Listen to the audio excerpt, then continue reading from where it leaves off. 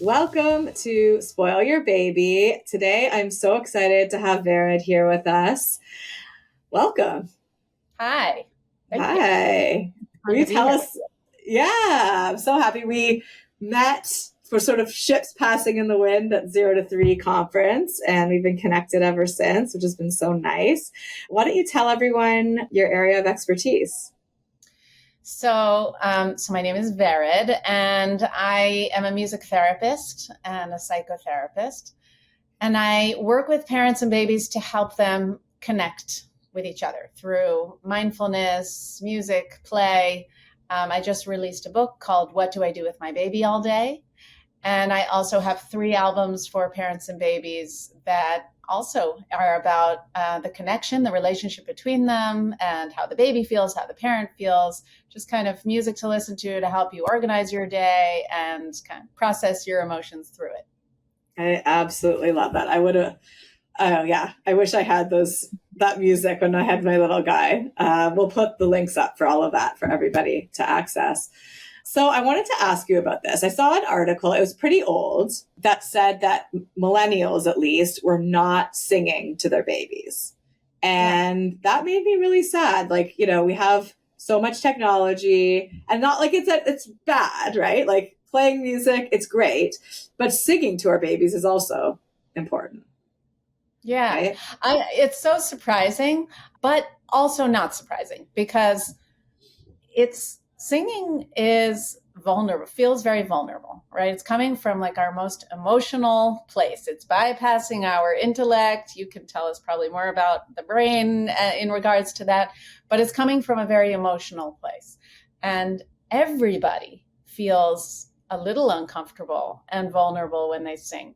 Mm-hmm. But part of my work is helping parents feel more comfortable with singing to their baby.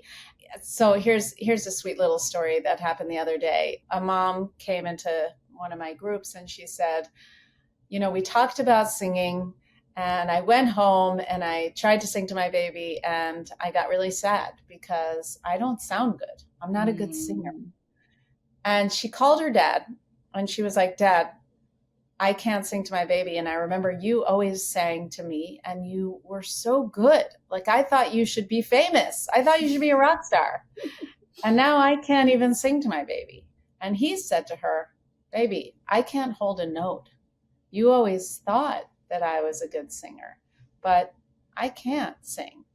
And I love that story because to your baby, you are a rock star. They're just wanting to hear your voice. It's the voice they remember from the womb. They recognize the voice immediately after being born. They just want to hear you sing. So even if you sing in a closed room with nobody else listening but your baby, that's great. Yeah. I got chills a couple times when you were telling that story. It's so Mm. true. It's so true.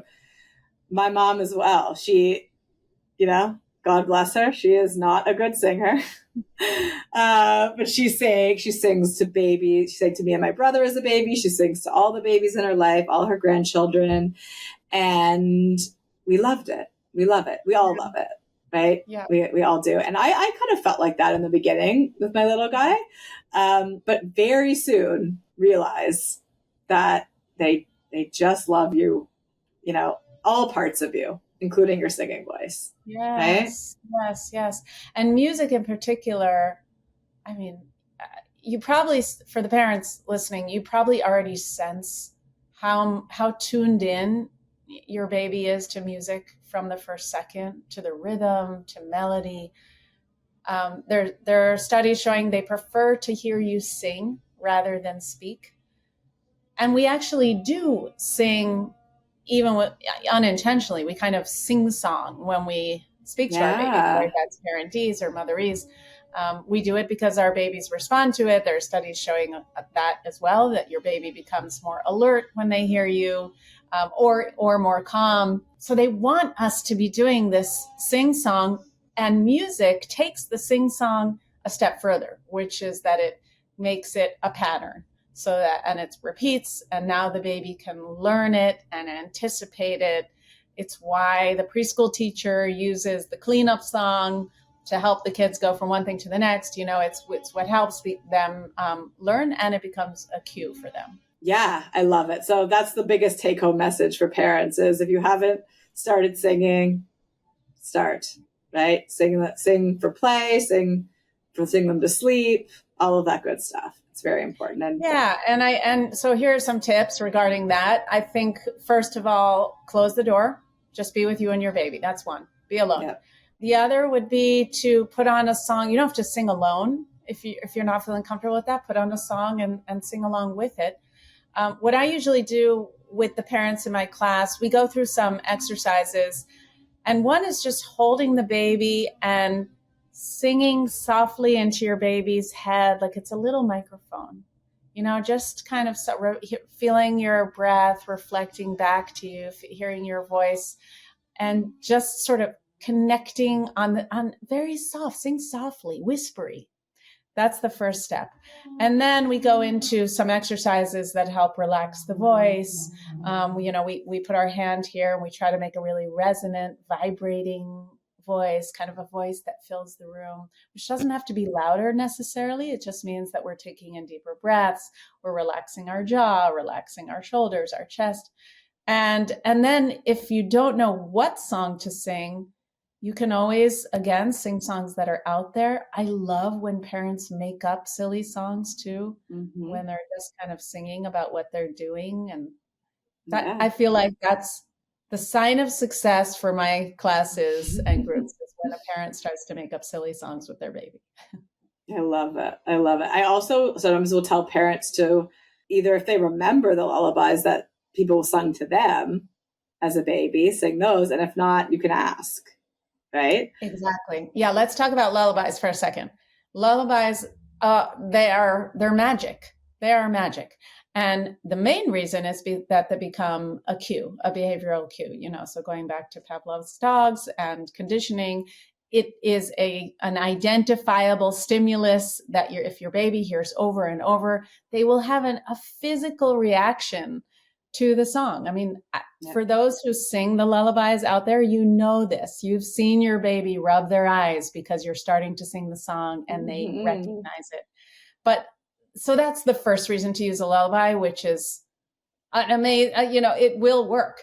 But the other reason is, well, there's a few. The other is that it will calm you as well. So here you are in this moment, I call them bubble moments, when you're really connecting with your baby, turning your bedtime routine into a bubble moment together. You're relaxing because you're singing, your baby's relaxing, you're co-regulating together. Another reason is that I think of a lullaby as kind of an emotional transitional object. So, a pacifier would be a transitional object, a lovey. Your listeners probably know this, that it's helping the baby go from let's say the boob to soothing themselves, because now they're sucking on a pacifier. And a song is kind of an emotional transitional object. It's helping them transition, but now because it encapsulates all of the feeling that the baby is, when you're singing with your baby, it's really encapsulating this feeling of connection. You probably, like when you hear a song from your childhood, you feel the feelings Absolutely. of that. When you hear a song from your family gatherings, you feel it. So same thing, your baby is going to feel that connection that you have.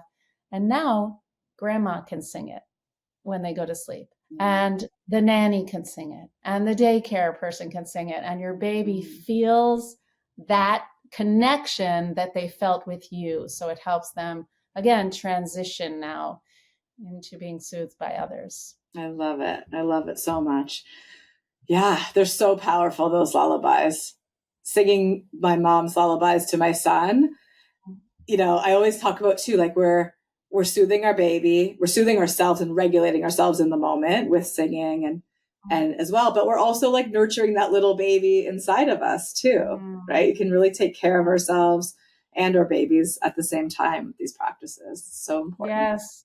And I love what you're saying about singing a song that might have been passed down through generations, a song from your culture. It's so nice to really pass on that emotional capsule, through the song.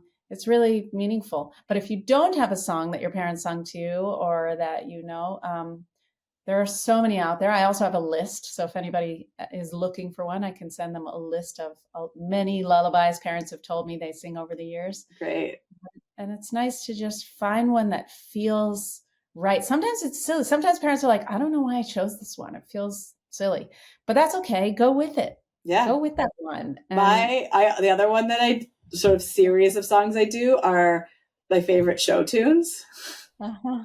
I love musicals, and I'm like, great, I could star in Les Mis as I'm putting my son to sleep. He's the only one who will enjoy it. Is that what you do? I dream to dream. Yes. Yeah. I love that one. It's so sweet. It's so sweet. Will you tell us a little bit more about bubble moments? I know that's a huge kind of theme in your book and in your work. You kind of mentioned one, but tell us a little bit more. Yeah. So the concept arrived for me arose because I was in clinical psychology school, and one of my professors, Arietta Slade, we've talked about her. Yeah. She drew a smiley face of a mama on the board and a smiley face of a baby and a circle around them. And she said, in the first year, the parent and baby are merged in a happy bubble together. And I had a 6-month-old at home at that time. And I was like, what is she talking about? I'm not in a happy bubble. My baby is not smiley all the time. I'm not smiley all the time. I don't feel this bubble around us. And as the years went on, I had 2 more kids. I started working with parents and babies. I realized that bubble is not a constant. It can't be a constant. It's not even possible to be constantly merged with your baby. It's not even good for your baby or for you. However, we can achieve bubble moments of feeling merged together in this blissful, feeling. That really takes the pressure off parents too, right? When they read my work, when they might hear about something like that, they do feel a lot of pressure. They're like, oh, well, sometimes they just need to stare at a wall. Of course you do. But it is important to be touching in, connecting in throughout the day or throughout the time we have together. Yeah. Wonderful. And so, so in terms of attachment, you're connecting to your baby without even noticing many times during your day, just by being around them, just by mirroring them in ways that you're not even noticing. What bubble moments are these more intentional moments. And I think that, like you're saying, I remember the feeling of going to sleep at night and being like, oh God, I don't even know if I actually connected with my baby today. I mean, I was with my baby all day, but I don't know if I actually was with them. Yeah. So it's this idea of can you find touch points during your day where you are putting the phone down? We're talking about 3-minute chunks. And then you're creating this connection between you both. And those are going to they're so powerful for your attachment, but they're also powerful for you because it'll help you feel just more joyful about being a parent to a baby, which can be so hard and just slog. But if you can find these small moments, and yes, again, knowing that all the rest of the moments when you're just staring at the wall or staring at your phone or cooking or whatever, that's okay. That's okay because you had these specific moments. Yeah, it's so important. I think so many people, totally not our fault as parents. We are under so much pressure, so much stress. And I always say we're just doing too much, or we're just doing constantly, right? We're doing the house stuff. We're doing the personal stuff. We're doing the baby stuff.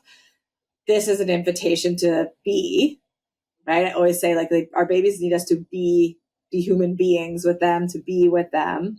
Yeah. And these moments are so powerful, so powerful. And growing your baby's brain, growing your brain as a mom or dad, and exactly what you said, inviting in that joy. And they are necessary for our little ones, right? You see how they react when you sit with them face to face and just be together. Right. Right. And I think for the parents who are hearing this going I don't have time for this. I don't know how I'm going to find time to do these bubble months. I think the place to start is to say to yourself, when are you with your baby anyway? Maybe it's morning when they wake up. Maybe it's when you put them to sleep. Maybe it's a few times a day when you're changing their diaper, and when you're feeding them. Those are these moments that you're with your baby anyway. Why not make these moments bubble moments? Why not like really come to them fully? So with the nighttime, it would be a lullaby. With morning, same thing. I would say find a morning song, come to your baby. I mean, morning is already such a celebration, such a reunion, with the baby, because the baby's so excited that you're finally like there to play with them. Maybe you didn't do that all throughout the night.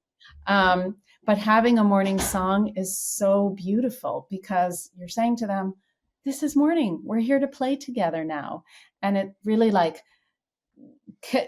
brings that connection together. Other times during the day might be something I call, there's so many bubble moments that I love, but here's another example, something I call the explorer state, where it's actually it's kind of the simplest one to do. And in a way, it seems like a no-brainer. What it entails, first of all, your baby is already in an explorer state. I call it the explorer state because the parent is joining the baby in an explorer state. And what it means is you're just getting into the position that your baby is in. Let's say they're lying on their back. You're lying on your back too.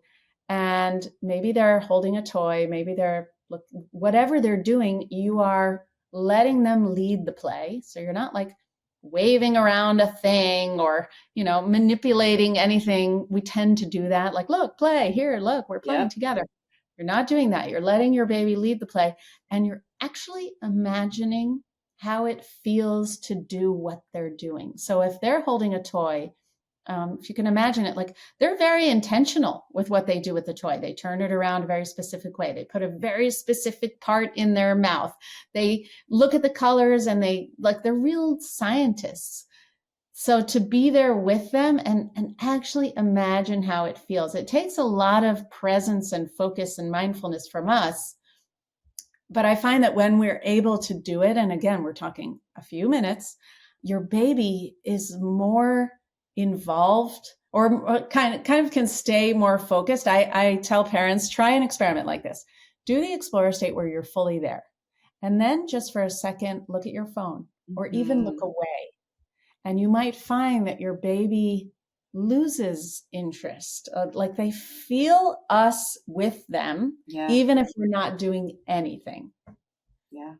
Yeah, absolutely. I love that. Well, I know one mom and baby I'm definitely going to gift your book to, because it's a mom I know who is so interested in these kinds of things, who's just like, I want to know what to do with my baby all day, right?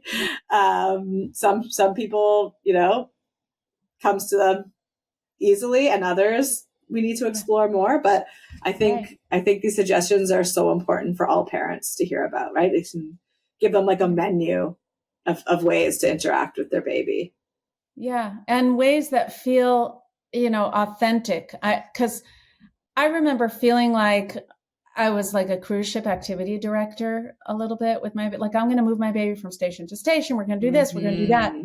And it's ways to take the pressure off and find things to do with your baby that feel authentic to you, that feel, joyful to you as well. Not just what you think you should be doing with the baby. Yeah. And having that mindset is so important for us too, right? Knowing that those interactions, they're great for us and our babies, and helping us all grow and thrive in beautiful ways. And knowing that, I think, makes a big difference as well.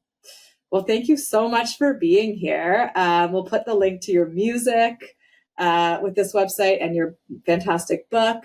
Is there anything else you want to share with the audience of how they can get to know you better or hear what you're doing? Okay, so my website is Baby in Tune, like to tune into your baby. And there you can find my book, my all the music, and also classes I do. Some of them are online, so that can be for parents anywhere. I'm on Instagram at Baby in Tune, so you can find me there as well. Say hello. And all the music is on Spotify, Amazon, iTunes at Vered. Wonderful. Well, thank you so much for being here. We look forward to checking everything out. Thank you for having me. I love your work, and I'm so honored that you wrote a blurb for this book. Oh, well, so happy to. So happy to. Thank you.